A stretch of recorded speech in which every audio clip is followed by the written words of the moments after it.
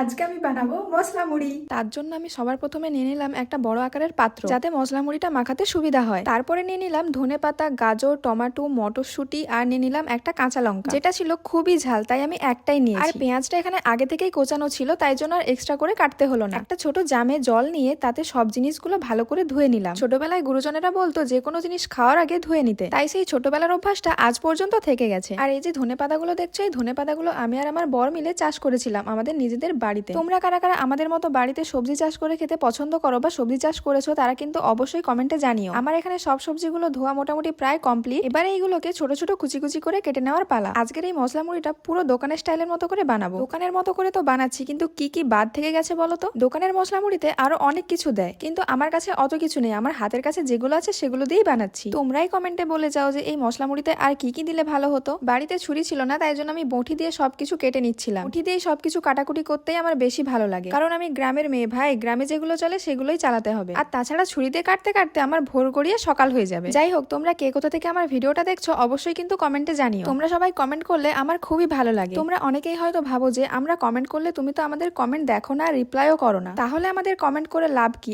একদমই না, একদমই ভুল ভাবো তোমরা। আমি প্রত্যেকেরই কমেন্ট দেখি, কিন্তু রিপ্লাই করা হয় না। আজকে আমি তোমাদেরকে কথা দিচ্ছি, এই ভিডিওটাতে যারা যারা কমেন্ট করবে প্রত্যেকেরই কমেন্টের আমি রিপ্লাই দেবো। দেখো, তোমাদের সাথে কথা বলতে বলতে আমার সবকিছু কাটা হয়ে গেছে। এবারে আমি দিয়ে দিচ্ছি চানাচুর। মশলা মুড়িতে চানাচুর না দিলে ঠিক জমে না, তাই আমি বেশি করে চানাচুর দিয়ে দিলাম। তারপরে দিয়ে দিলাম একটুখানি লবণ। মশলা মুড়ি দোকানে দেখেছি যে আচারের তেল দিতে, কিন্তু আমার কাছে তো আচারের তেল নেই, তাই আমি সরিষার তেল দিয়ে দিলাম। তারপরে আমি দিয়ে দিলাম একটুখানি কাসন্দি। যারা যারা আগে কখনো কাসন্দি দিয়ে মুড়ি খাওনি, একবার হলেও ট্রাই করো, খেতে কিন্তু হেভি লাগে। তারপরে আমি দিয়ে দিলাম পরিমাণ মতো মুড়ি। আমরা দুজনে যতটা পরিমাণ খেতে পারবো ততটাই নিয়েছি। এইবারে তো আসল খেলা, মুড়িটাকে যত ভালো করে চটকে চটকে মাখাবো তত এর স্বাদ দ্বিগুণ করে বাড়বে। কি জিভে জল আসছে তো?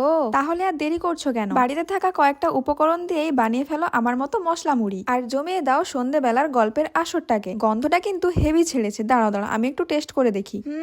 সেই লাগছে, সেই পুরো চুমু। ভিডিওটা ভালো লাগলে লাইক কমেন্ট শেয়ার করে দিও। আমি টেস্ট করার পর বরকে টেস্ট করতে দিলাম, সে তো একগাল খেয়েই বলে তোমাকে আর দিচ্ছি না, এটা আমি একাই খাবো।